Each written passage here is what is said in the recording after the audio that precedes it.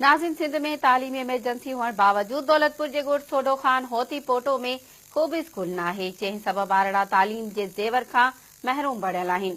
उन हवाले सां पेश आहे मोहम्मद कासिम बुगियो जी ही रिपोर्ट। जी नाज़रीन, जीअं त असां हींअर दौलतपुर सफ़न बाईपास भरिसां ॻोठ सोडो खान होती पोटो में मौजूदु आहियूं। ऐं हिते स्कूल न हुजण करे हितां जा ॿार तमामु घणो परेशान आहिनि ऐं हितां जे नौजवाननि पंहिंजी मदद पाण तहत बिल्डिंग ठाहे ऐं हितां जे ॿारनि खे तइलीम ॾेई रहिया आहिनि।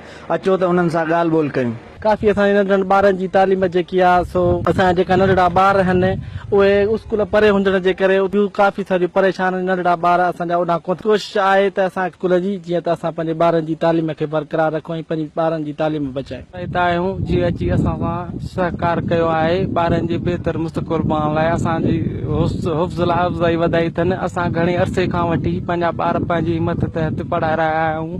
ॿारनि जी तमामु हिते पढ़ाई कान्हे, स्कूल को बि वेझे न आहे। ॿारनि खे तमामु ॾुखाइण जे करे असां केतिरा ई ॿार जेके सो वॾा पढ़ाई महरूम थी चुका आहे। हिते स्कूल कोन्हे को, काफ़ी टाइम खां असांजा ॿार तालीम खां महरूम आहिनि। काफ़ी टाइम गुज़रियो आहे। मां जॾहिं पाण हिते ई पढ़ंदो हुउसि त मूंखे ॾाढो ॾुख थींदो हो त असांजा ॿार किपा रुलनि फिरनि।